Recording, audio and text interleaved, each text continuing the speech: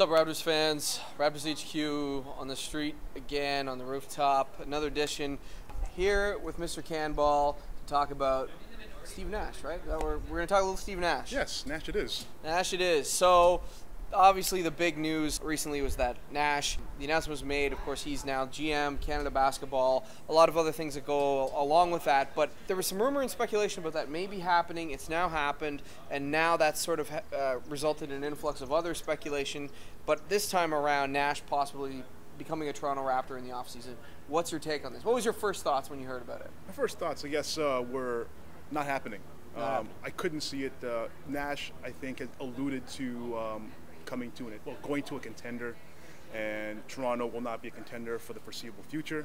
Yep. Sorry, guys. And I guess I don't think this would be the place that he would land.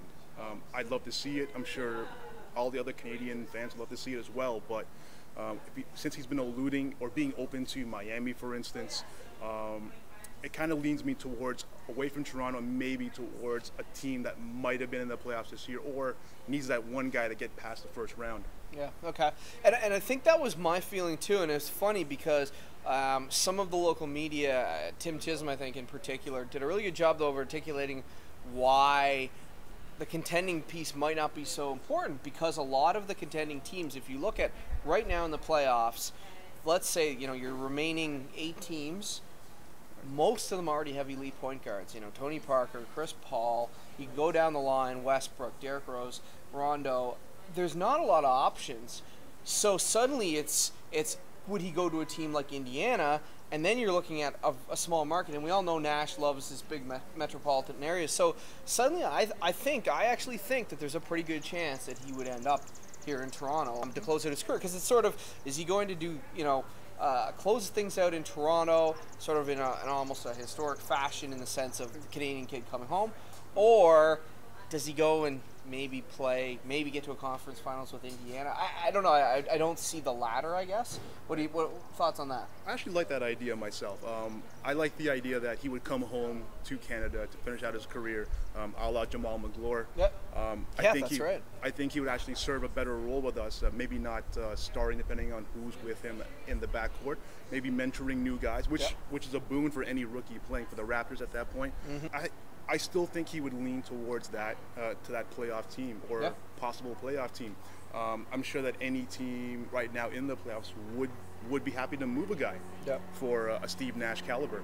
And I think it was hinted during the season when he's made his when he made his comments, and I think as the offseason begins, teams will be more serious in pursuing him as the weeks go on.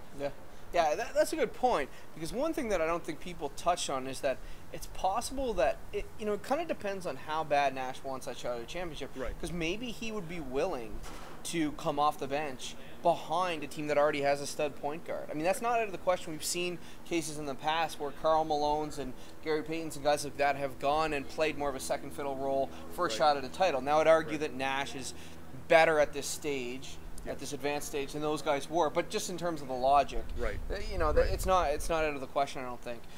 The one thing I wanted to ask you, and you touched on it, is you would be happy about that, Nash possibly coming to Toronto. Who else would be happy? Well, Brian Colangelo and Maple Leaf Sports. I mean, you talk about the biggest win in my perspective is from a PR side of things, where the Canadian kid comes home, and you can't. It would be hard for me to imagine that place wouldn't be packed every night if Nash was there. Jersey sales. Right. Talk about that side of it. Well, actually, that's a pretty good point. The cachet that he brings, just being Steve Nash, is incredible. I mean, how do you put a price on a Canadian kid who's clean living, clean cut, environmentally friendly, super humanitarian, and happens to be 2-time MVP? You can't. No. He's a winner in every sense, and he's only missing a ring. And really, I don't think his personality lends to a guy who's going to be in that ring chase for his last few years. Yeah, and that's a good point. And he can. I mean, if he comes into a Toronto uniform, basketball in this country, I think, will spike enormously as one of the more popular sports for the next couple of years. Yeah, no, I think that's true, and I think you look at the there's a certain cool factor about Nash too.